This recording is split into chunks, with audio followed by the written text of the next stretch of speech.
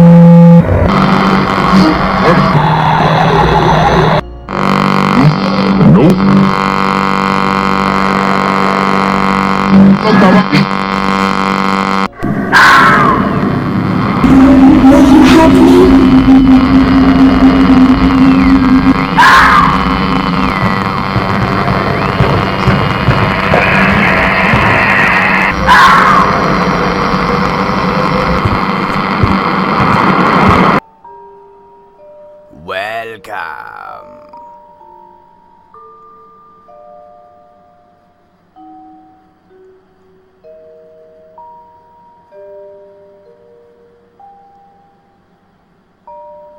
Press the share button now, everybody.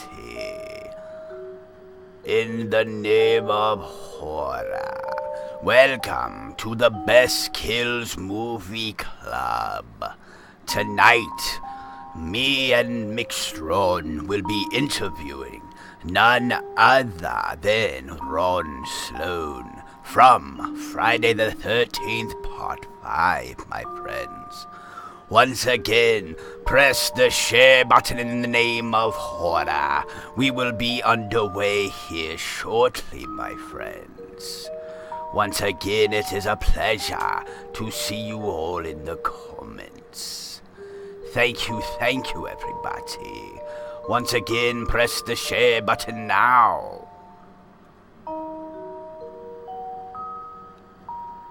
Thank you, everybody. Alrighty, once again, everybody, I am your Bloody Batty, and we are going to get this underway. What's up, everybody? Once again, welcome to the Best Kills Movie Club. That's right, we got a nice little interview today. We're going to be chopping it up with none other than SLOAN, who played Junior in Friday the 13th Part 5. And speaking of my bloody buddy co-host Mick Strawn, let me see if I can get him on the line here. Anyways, how you guys doing? Make sure to share the shit out of this to all your horror groups. Once again, we're going to go ahead and get underway. That's right, press the share button, people. And what's crazy is I have to actually mute my background noise during Skype because it will sound all weird. It will, trust me. Anyways, let's go ahead and get my co-host as well as SLOAN on the line. Once again, press the share button, everybody. Welcome to Chop Block TV Live. That's right, time to splatter some blood over this piece. Hell yeah, how you guys doing? What's up to everybody in the comment section once again? press that share button in the name of horror. So let's do this. We got our group chat. Here we go. We got the best kills, huh? Here we go. All right. Dun, dun, dun, dun. Cool. Let's see what we got here. Dun, dun, dun. Hold on. Let's see what we got here. I don't know.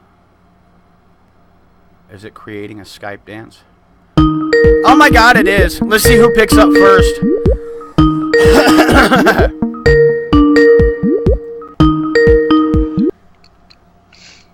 What do you want? There we go. We got one person on the line. There's Mick. There's my bloody buddy co-host. What the?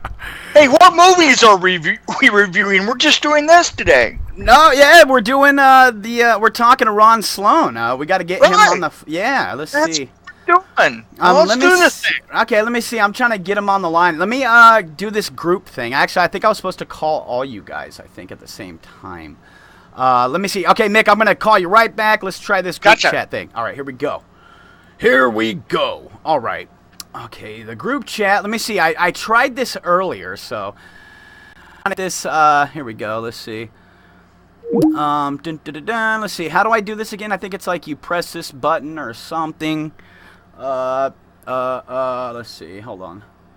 Join call. There's 3 participants in here. Let me see. Okay, yeah, so, yeah, let's try this again. All right, so we should get, let's see, invite more people. Okay, yeah, this is gonna be, so I did it earlier, so let's see, let me tell Ron here. All right, we are doing the group call now. Here we go. Dun, dun, dun, dun. All right, everybody, once again, press the share button and welcome to the Best Kills Movie Club. Let's do this. Bah, bah, bah. There we go. Hello. Please press the button. Please press. I got Mick on here. Let's see if we can get Ron on here. Hey, wait, don't press the big red button. Damn it. Damn it. I already smacked my hands. Let's see if we can get Ron on here. Let's see. Ron, are you there? Let's see. Hold on. Let's see if we can add. You're going to hang up on me again, aren't you? No, I'm not. Let me see. Here we go. Okay, I'm adding now. Let's see. I'm pretty sure this is how it works. Add. There we go. Okay, so let's see here. Calling Ronald. Here we go. And it's calling him 2 times. All right, there you go. There we go. Do we get it? Hey, you're on. That is you. Awesome. All right, like Legos, we magically connected. Okay, great. This 3-way technology is crazy. No, wait a minute. This is Centipede, right? Oh, yeah, there you go. Oh, ouch, ouch, ouch. Ow. Stop, man. Oh. Right? Oh. Once again, everybody, I want to say thank you for tuning in here. We got on the phone Mick Strawn and Ron Sloan from Friday the 13th, Part 5. How you doing, Ron? Hey, good, brother. Very good. Hey, Mick, how are you, man? How you doing, Ron? So, obviously, you guys know each other. I was going to say, was it from, like, the Tales from the Dark Side? You know, it's a brother from a different mother. Yeah, so we have probably passed each other many times. You don't understand. It's a small group. There's only 7 of us that have done all the horror films since 1982. Right. Oh my God. You guys are great. Happy holidays. Yeah, definitely, man. It's the Christmas season. Yeah, you know, I had this really cool thing. I went and did a Krampus anti-Christmas con. Over the weekend. It was a blast. Hell yeah, Krampus. Oh yeah, we had a Krampus lookalike contest that I got. We had 27 Krampuses. Oh my that God. sounds like you need to see a doctor after. I cleaned my hands with fire. So was it? I think penicillin takes care of that for some reason. I Oh, don't know. Well, it fixed the ashes of my hands. That's it. Oh my God. Oh yeah. Well, once again, I want to say thank you, Ron, for coming on to the Best Kills Movie Club. Once again, everybody, press the share button. And if you're not familiar with Ron, he played Junior in Friday the 13th Part 5. And you tell him, Ma!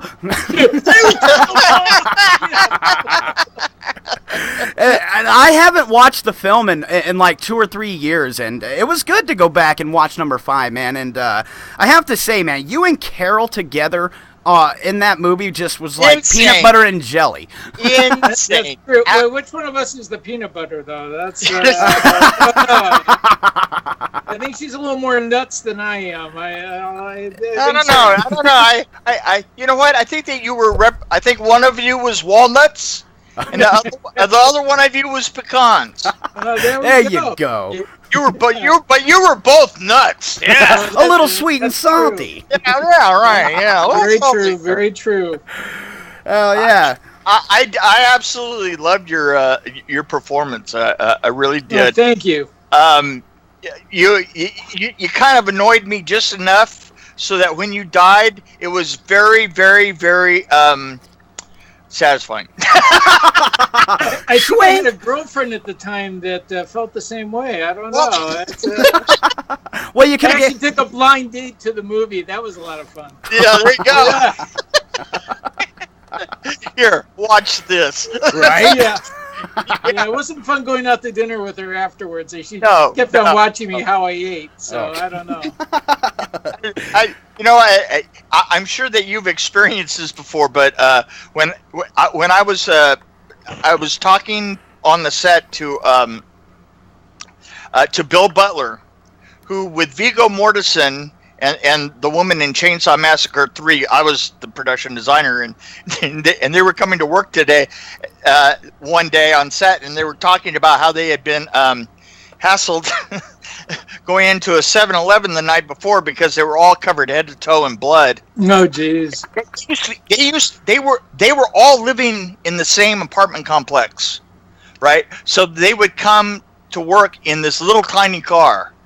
And they would get in at the end of the day, and we didn't have showers or anything up there. We were in the middle of nowhere, where we actually kind of like go over to the left of nowhere, and they would drive home, and particularly her, she just have like mud and they growing through the dust and dirt out there and stuff, and yeah, you can imagine that. I would imagine.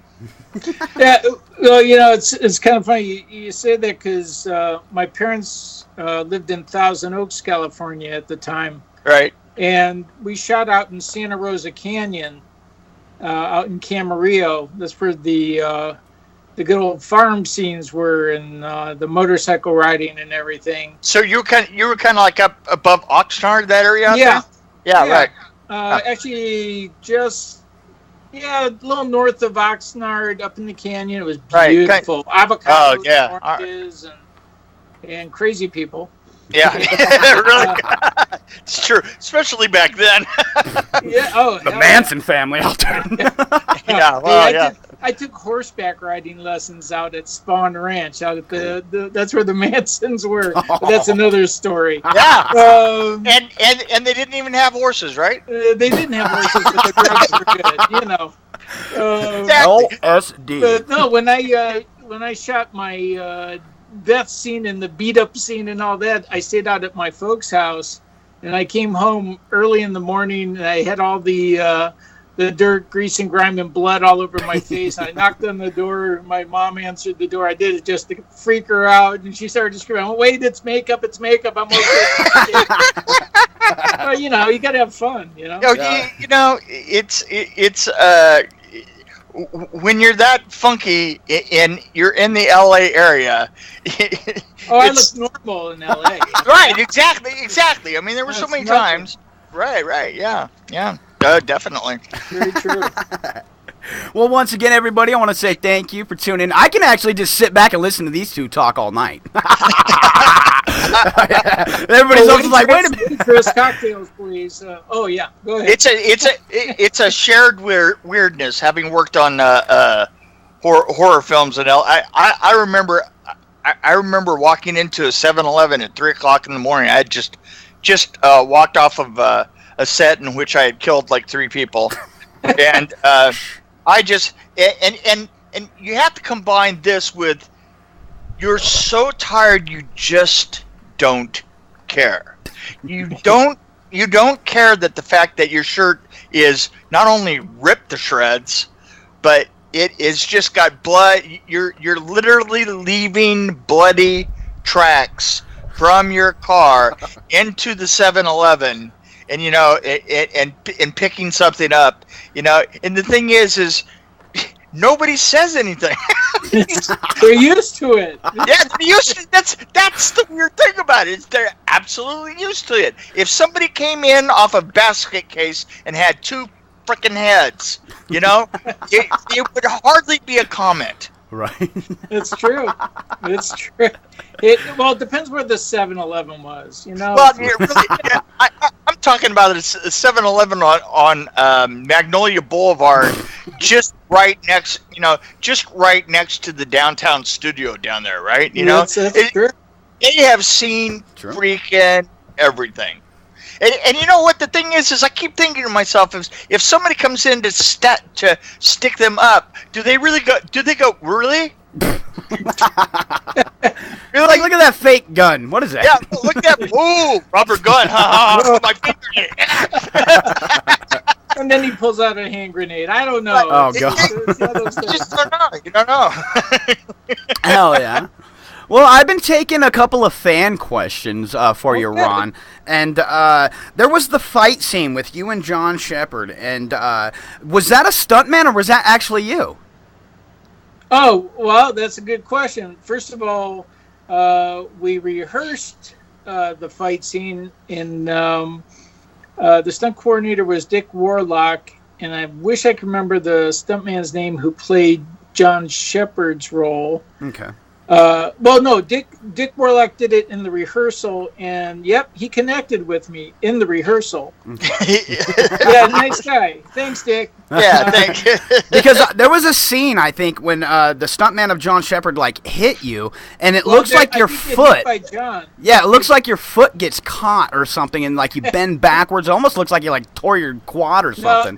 Well, I did get hit by John in the actual shoot. That was a lot of fun. Yeah, the stuntman taught him well. And no, I had a stunt double. I think the scene you're talking about is when I get kicked in the groin. Yeah, that was a stunt double because they didn't pay enough for me to get right. Oh yeah, 5,000 bonus. You get your nuts kicked. Sure. Right. Where do I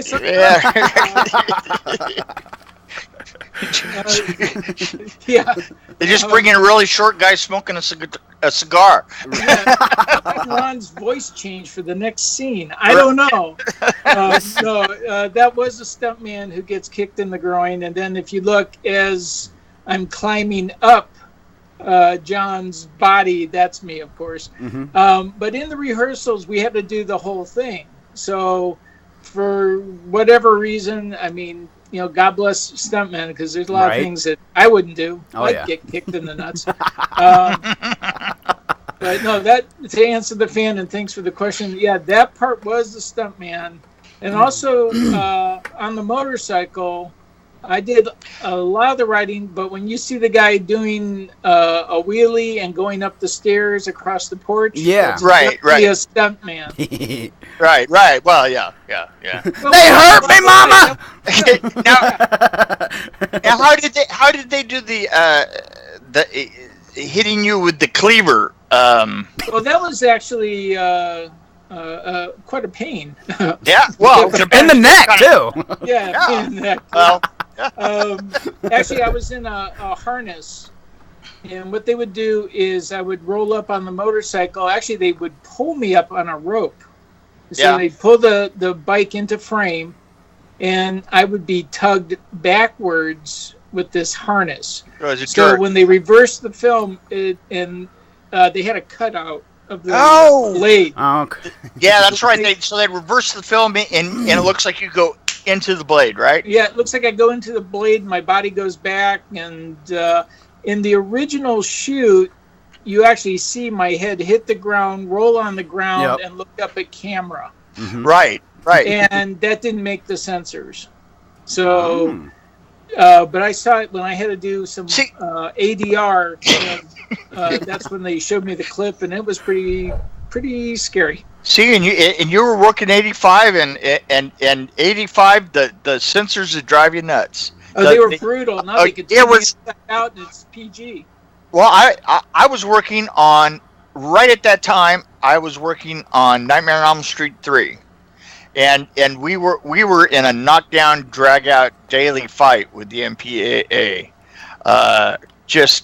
And frame by frame too back then, you know? Oh yeah. They tore it apart. And it wasn't an easy thing back then. You have to understand. I mean, these days, it's, here, let me take that out, and you'll go click, click, click, click, click. And back then, you had to run back to your moviola.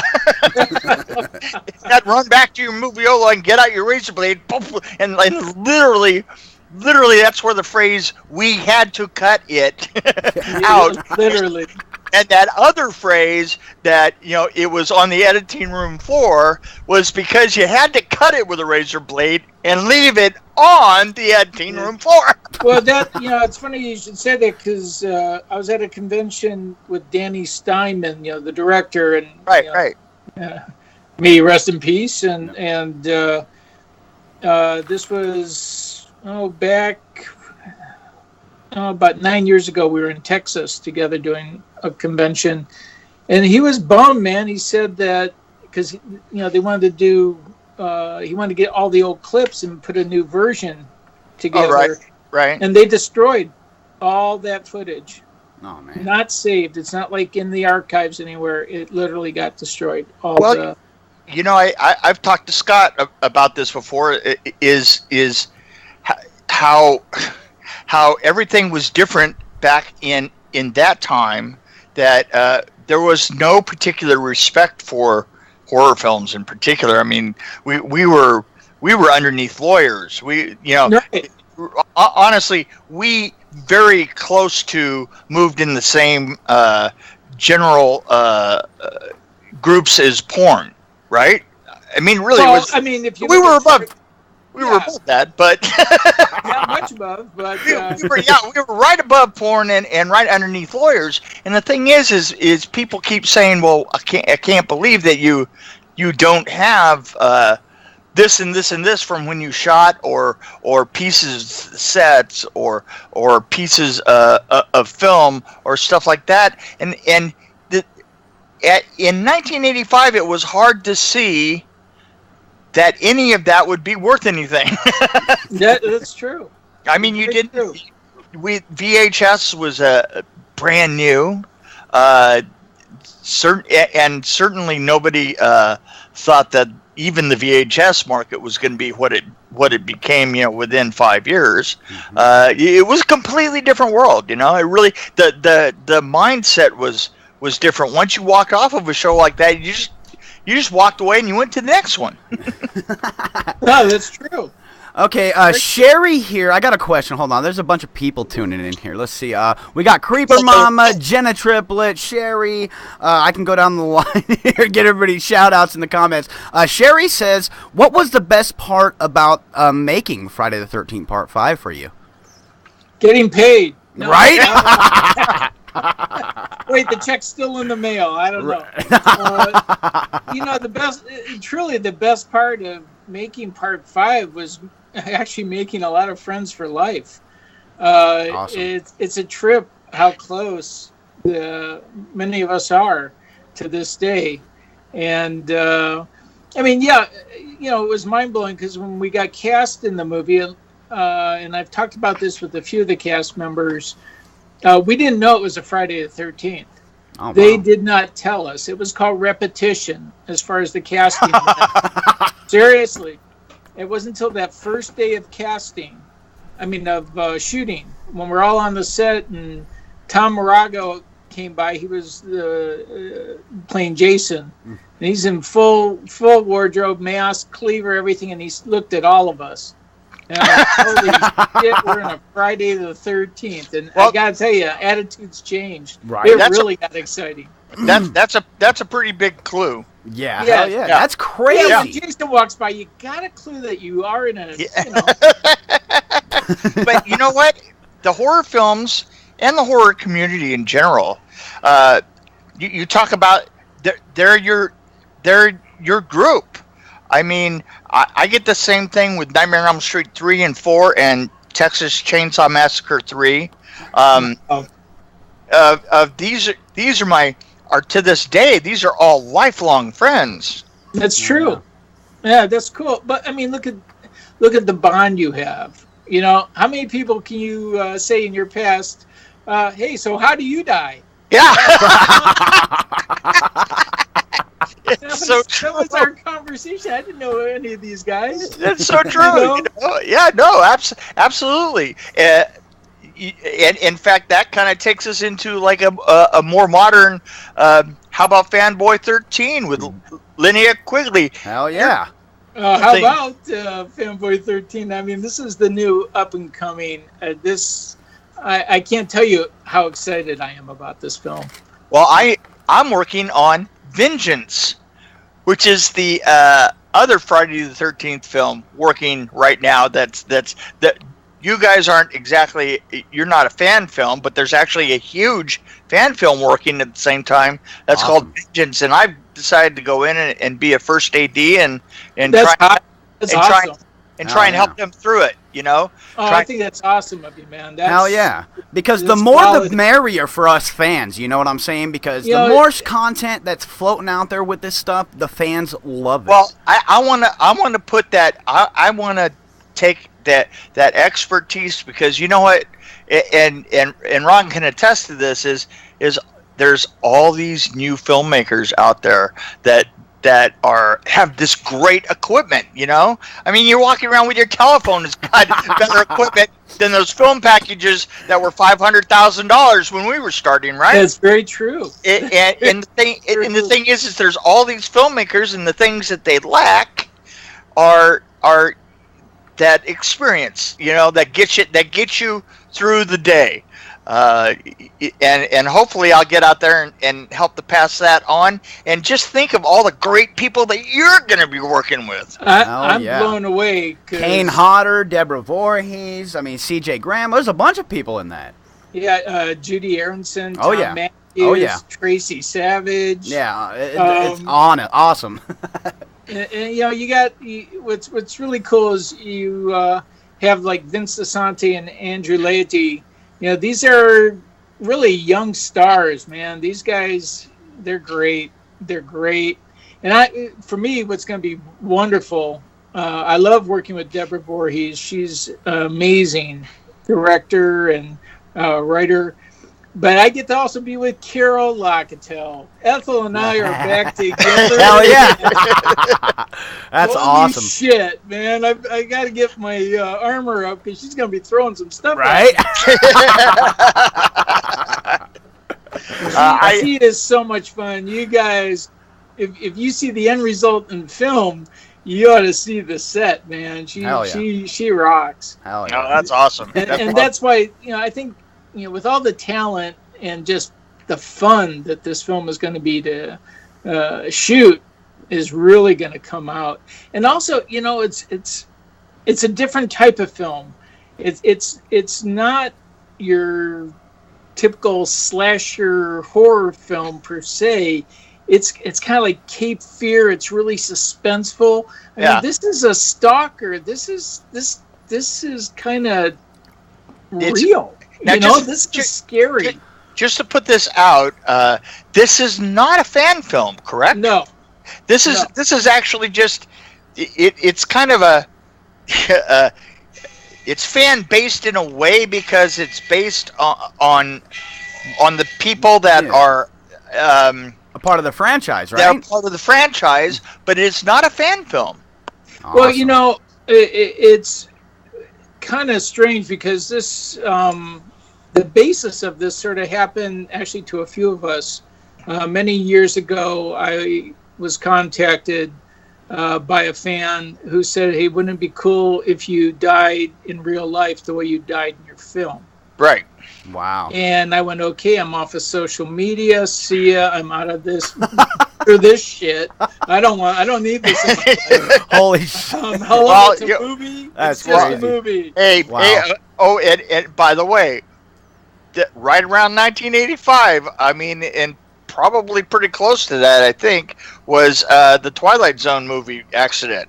Oh yeah. And- Oh hell yeah. And that froze the business for a couple of days. Yeah. And Everybody just walked away for a couple of days and went, "Oh my God!" Yeah. Yeah. Yeah. No, that's true. With this, I think what's awesome about it is you do have these top people who bring in not just the talent, but that whole genre of the 80s. I mean, this is cool. Really, there's no CGI in this film. Yes. Oh, that's great. Yes. This is, hey, look if my arm flies off in this movie, that means my arm flew off. In the movie. You're not getting it back. I'm not gonna back. Somebody call 911, okay? That's right. I mean, no, that's what's a trip about it. It is more expensive to do it that way, but what's cool about Deborah is, and also the producer and other writer is Joel Paul Reisig. I mean, these guys are really bringing it back. It's 80s time, you know. Oh yes. Oh, that's Yes! really great. So that's what's cool about it. And as your fans know, and you guys know, Indiegogo, man, 13 Fanboy, we definitely need our fans' support. And if you go to Deborah Voorhees' Sheer Horror Group, please, what's cool about this is they're doing even little things. Like if you're thinking about what to get for Christmas, and you're like, well, I think it's like $13. You can do what's called a stocking. Oh, it's $20. A stocking stuffer. Hell yeah.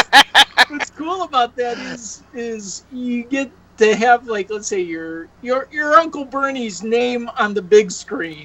Oh, all right. A gift. He didn't have to go through the whole union and sweat for 20 years. No, it's just very unique. They have some really, really cool promotional gifts and everything. So if you're Awesome. stumped for Christmas, hey, get a Jason mask. I mean, what the heck? It's just cool. Hell yeah, and I do have to say this, on the film, I have a buddy of mine who makes masks for me, who's actually done some prop making for the film. So very I cool. have to give a big shout out to Nightmare Ninja Studios. They were, Woo! yeah, definitely. But definitely, Ron, I want to say thank you for coming on the show. I guess Hey, we can take a thank you, couple of guys. questions. Just a couple. Let's see if the first two questions that pop up. Let's go ahead and knock it out. What's up, Raven? How you doing, Fang? Creeper Mama, Raven. Sally. How you guys doing? Once again, thank you for tuning in right here to the Best Kills Movie Club. Press the share button, and we'll take a couple questions and let Ron get out of here. Let's see. Once again, let's see. Question. Let's see. Okay, my friend customizes Jason masks all the time, says Sherry. Cool. You know what? I've got one for you. There you go. Did you ever think to yourself, Ron? Did you ever think to yourself that how iconic these masks have become? Oh God, no. The different versions, because I'm more into the Leatherface world and the Freddy world, and they are their own thing. But the number of people that have versions of the mask and the business of making them and so forth has blown me away. Oh no, Oh, yeah. It's amazing. And I mean, the collectability is insane. Yeah, isn't it though?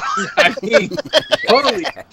And it's funny because I have my head from the movie. Oh, sweet. And The so many actual people- prop?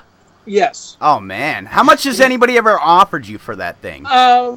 It's been a little pricey. I Right? guess probably about $2,500, and Ooh. why would I do that? You know? Right. Yeah, yeah. Oh, come yeah. on, you know. Save that thing and put it in a. If you had a few zeros, we could talk. Right? Yeah, right. Everything has a price. You know, Everything has a price. I've got a question in line with that. How has it survived? Because these things were only made originally with materials that tended to fall apart. Is it falling apart? Damn good Well, question. you know, what's really fun is when I do conventions, the fans get to hold it and look at their pictures taken. It has been abused. It does have a lot of little micro cracks Wear and tear. stuff, wear and tear. It might have more hair than I do, but Yeah. you know, It's a moment in time, dude. Come on. well, the difference is the reason why I ended up with it. They used it in a film multiple times, many films, believe it or not. And the last film they used it in, they actually fired a gun into the back of the head. So they ended up giving it to me. It was very cool. Hell yeah. So yeah, it's been abused, but you know it could be repaired. Maybe Tom Savini. Hell yeah, yeah, yeah, get there Tom you to go. do it. Come on. There Hell you go. yeah, I think he probably would do Yeah. it. Oh yeah, yeah. I mean, Yeah, he's cool. I've met Tom before, and I'm just looking forward to this whole reunion. And I'm really happy that Deborah Voorhees put this together along with Joel, and to make this really, the fans are just, oh man, they're gonna go Hell crazy. yeah. Best are. damn movie in the whole wide world. 13 fat boy. Hell yeah. Well, Thanks once for- again, thanks hell for yeah. sending the love. Once again, everybody, a big round of applause in the comments for Ron Sloan coming on to the Best Thank Kills you, Movie guys. Club. Once again, thank you very much, Ron, and we might do a follow-up after the movie's out, maybe further down the road, do a checkup with you. Absolutely. Awesome. Absolutely. And follow, because we're going to be shooting at a convention some scenes. Awesome. And I know they're looking for people. I know Deborah has a casting call. There So, you go, people. Get in the check movie. Oh. if you guys want to be in a thriller, this is the one. Hell yeah. But hey, thank you guys. All right, once again, thank you, Ron. Thank you very much. Thank you, Ron. All right. Remember to donate blood, but no. Donate blood. Mick, are you still there? Mick. Oh, God. Where's Mick at, damn it? Mick. Mick went off, too. Oh, yeah, it was a group call, damn it. Hold on, let me call Mick. He's like, what the fuck, man? Hold on. Anyways, people, a big round of applause for Ron coming on. Let's see. I'm going to get Mick back here. He's like, what the fuck, dude? Hold up. Come on, Mick. Answer your damn phone. Here we go. Do the Skype boogie dance for Mick.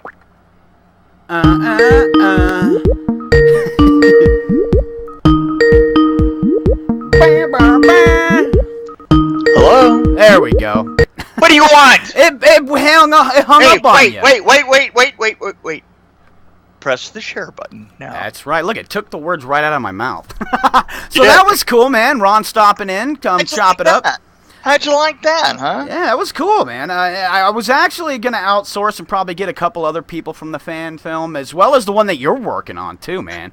Oh, yeah. Well, there you go. I mean, these are the two big Jason projects that are out there Hell right now. yeah. Well, hell yeah. I can't wait, man. Like I said, that was cool, Ron stopping in. But once again, I want to say thank you guys for tuning in. And, shit, yeah, he already said he was going to be on for like 30 minutes. So I was like, well, since we got another 30 minutes, I think we should listen to some good old stories from Mick. Let's see. You know what? I'm going to take I'm going to take you back to Nightmare on Elm Street 3. Hell And yeah. we're gonna tell the story because I just told the story a couple of times and I told it one way because I didn't tell, I didn't have much time, and I'm gonna kind of finish the story. So Yes. So we're messing around. we're doing part of the mechanical part at the very beginning of the film with Peter Chesney. Mm-hmm. Peter Chesney did all the mechanical effects on the film, and the difference between a mechanical effect and a makeup effect is a makeup effect is about how people look and creatures look, right? You know, monsters to cats to actual actors. That's all makeup effects. Yep. Okay, that's the rubber mask and all that. But there is another enormous. There's actually three categories. You got mechanical effects, which not all that many people are much aware of, and you have optical effects at the time. Okay, so basically the entire snake sequence was two different types of effects. It was working with mechanical effects and it was working with makeup effects. Now, Scott, what was the makeup effects? The makeup effects was possibly like all the red and the paint work, possibly, and all the detail in it. And the enormous dick. Yeah. I mean was that what you guys were basing that on? You have no idea. Let me tell you something. Here's the funniest thing. You can see pictures of this. There's a lot of pictures have shown up on the set on Facebook lately, and they aren't taken in context, so you don't know what's going on, right? Okay, so here's what's going on. First of all, we were doing, I was working with Peter before the show started on the makeup, on the mechanical effects, and the mechanical effects had to do with the snake coming up and ripping across the floor, going up the wall, and breaking all that plaster out, right? Yeah. We're going to get to the makeup effects in just a little bit, but we want to do this in order because so we had created this track. And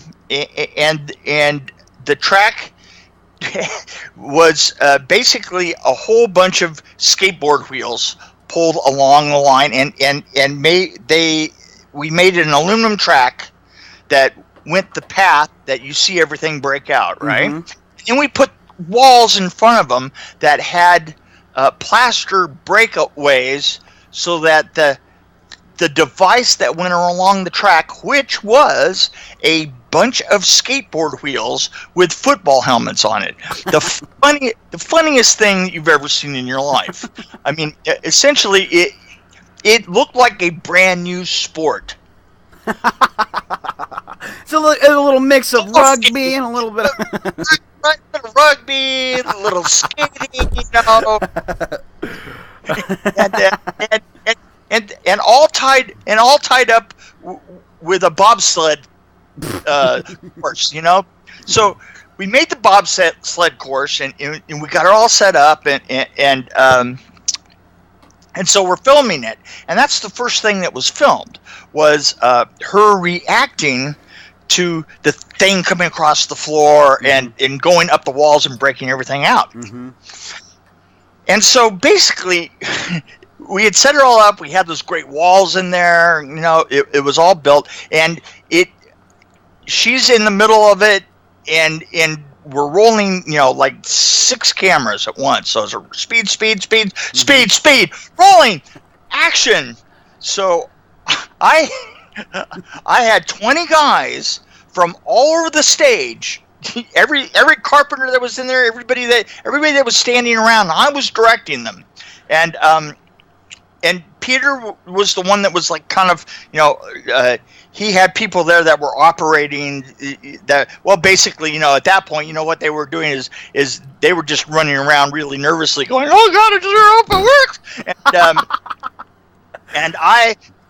And we get 20 people on this cable, and we do this practice thing. We're gonna go at this speed, and we're gonna go all the way across the stage, and we're gonna pull this cable through, and it's going to break the wall. It's going to go across the floor and break the walls. And one of the effects guys had gone down and clipped the track that we had made, custom made track for it to go on, and had clipped it to the cable itself so that because it kept pulling it back out. Oh wow. And he never took the clip off, right? we get out there and we're on set, and I go, okay, cameras, roll. Okay, everybody, okay. Here we go. 1, 2, and everybody starts stepping across the stage. Now, here's the thing. We're at the end of a rope that is tied to the cable itself, and we're in the stage next door so that we have enough room to actually, actually that distance, right? And so here we go. And we stepped and we go all the way across the stage. Mm-hmm. And then I stopped because I had a stop point, and I stopped everybody. and the cameraman is yelling at me, Roy Wagner. He goes, "So when are you gonna start?" Really? Yeah, really. Oh my God! It's like, okay.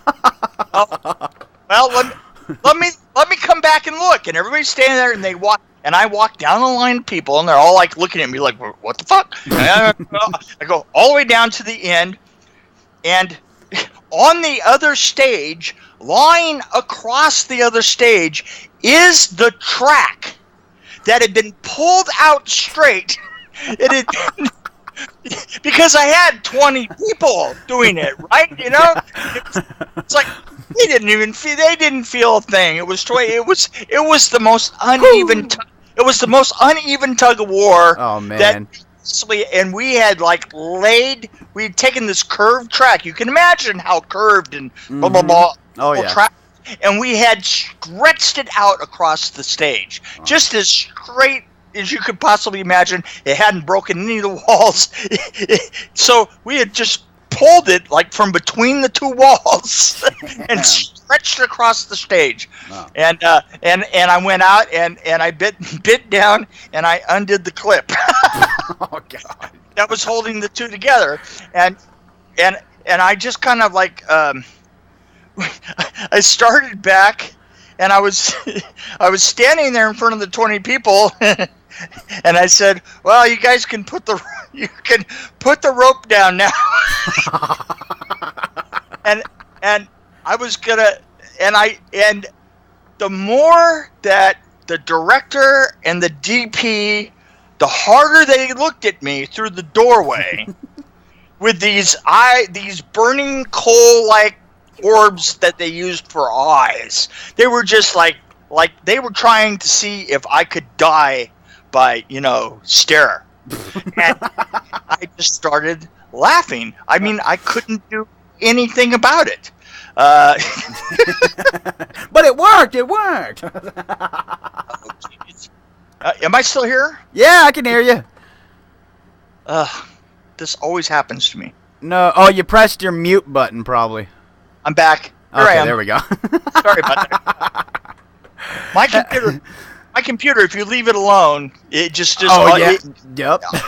If you want to say it goes away. So, anyway, there's that story. So then 2 weeks later, we completely rebuilt the whole thing. 2 weeks later, we did it again, and it worked perfectly, except for one thing. When we pulled on the floor...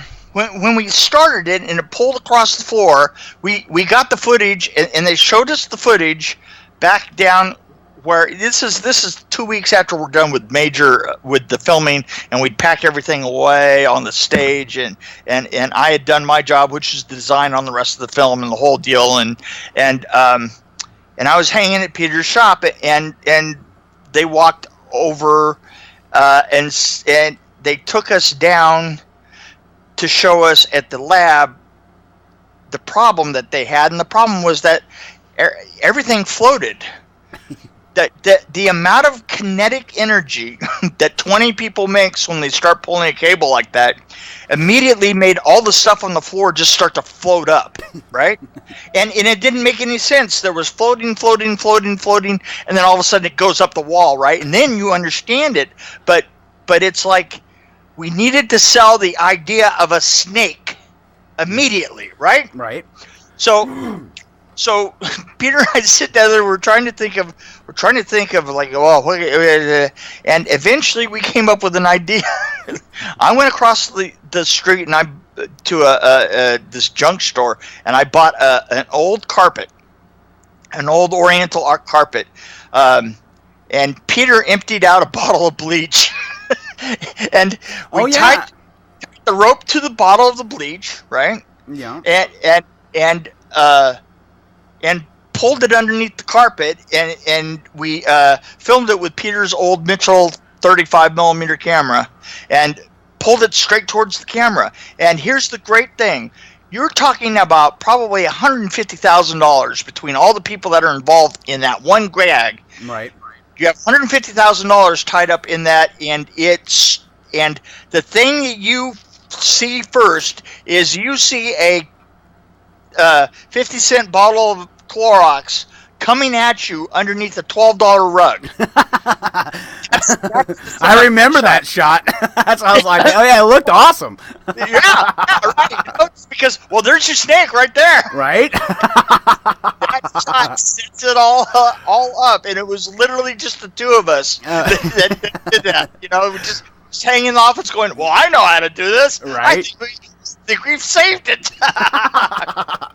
We got Ronald, everybody in the house saying what's up to you, Mick. Let's see, Ronald Harrison, Jose Nacho Reyes. What's good, everybody? Cindy Logan. Guys, please press the share Press the share. See, I ain't even going to say it no more. I'm just going to let Mick do it. Just let me go. Press the share button. My obsession with button pressing is being limited. It's being mocked, is what it is. It's mine time. Now we'll move to the other thing. We're going to move to a meeting during the filming of it. Just as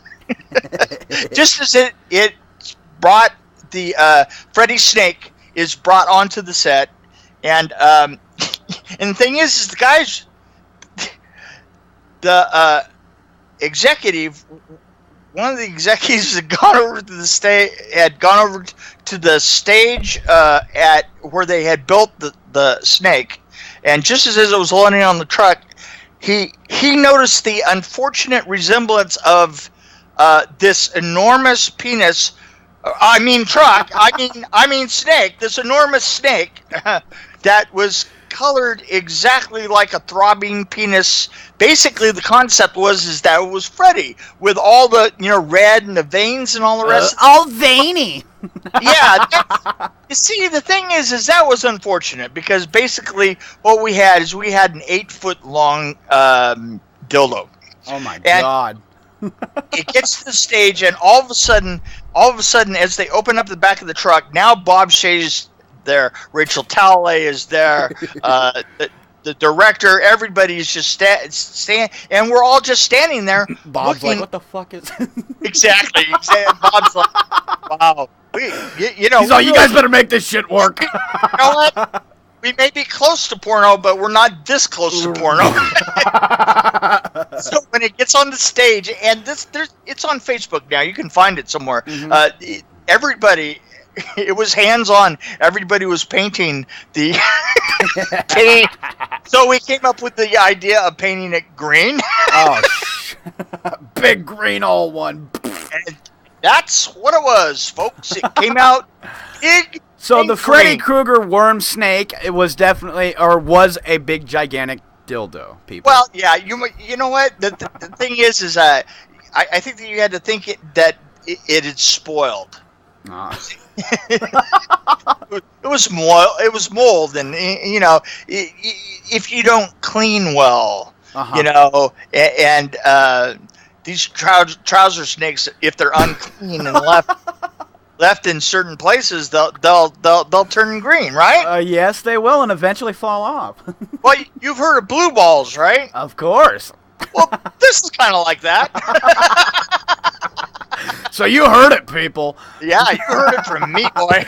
So yeah, I figured you guys met on Tales from the Dark Side or something, you and Ron or something, because I seen you guys were both a part of that. So. Yes, we were, and I'm sure the thing is in all reality though, there is a difference between an actor and me. Yeah, of course. A set at any given time, and here's the difference.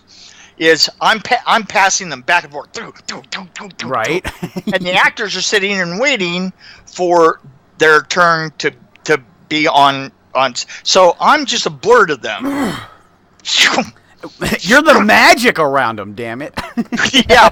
If it wasn't for you. I'm really, I'm always really busy. So I'm like this bird going like, boom, boom.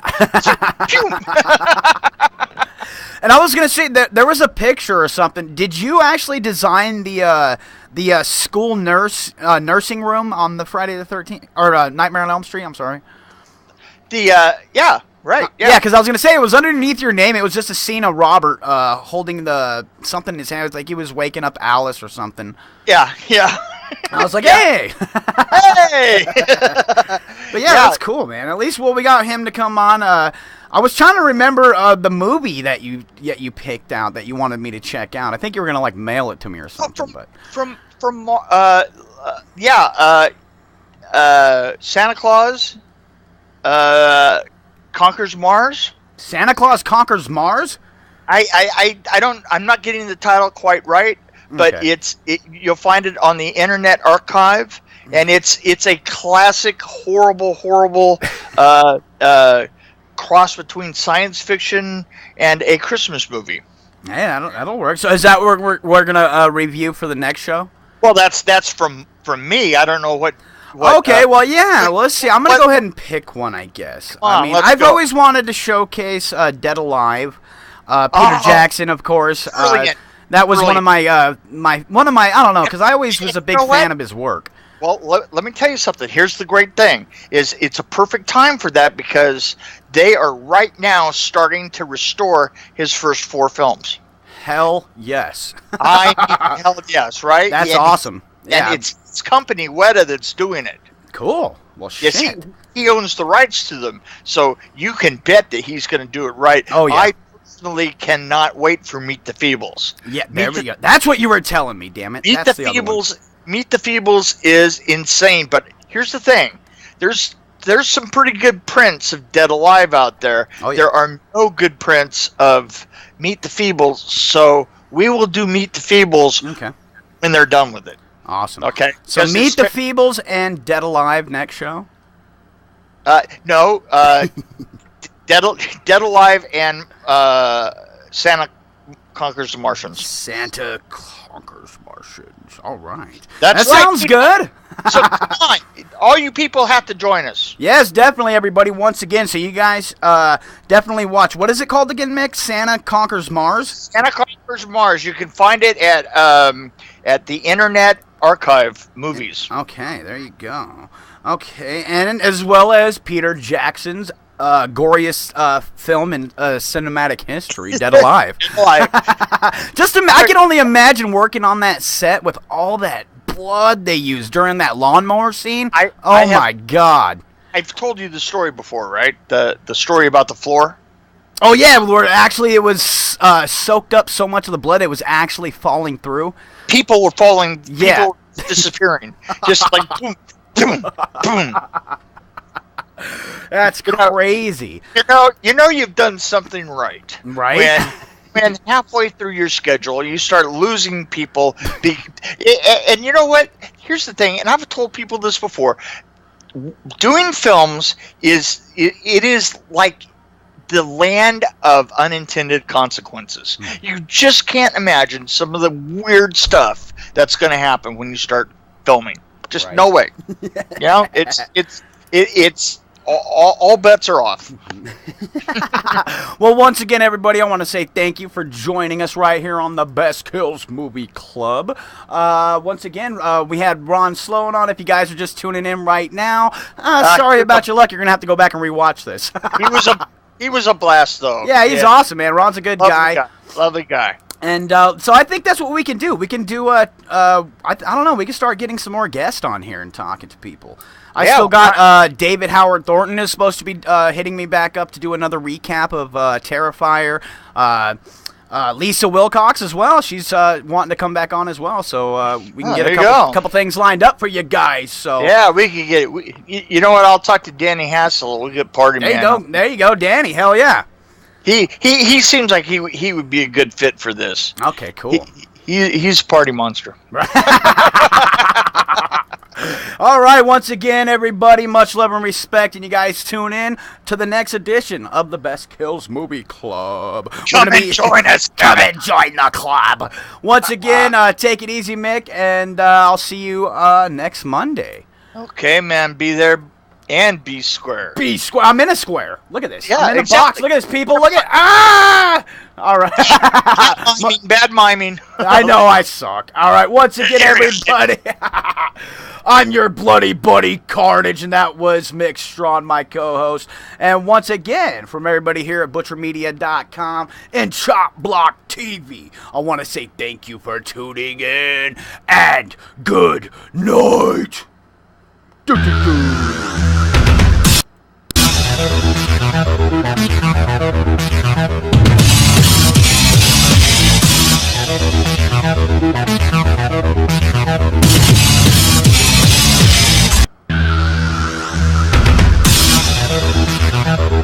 Check out ButcherMedia.com, positive bridge building for businesses and entertainers worldwide. Also check out Chop Block TV on YouTube and Facebook for the best in social media entertainment. Also follow us on Instagram at ButcherMedia and ButcherBabe69. Also subscribe to our YouTube channel at Chop Block TV for the best in social media entertainment.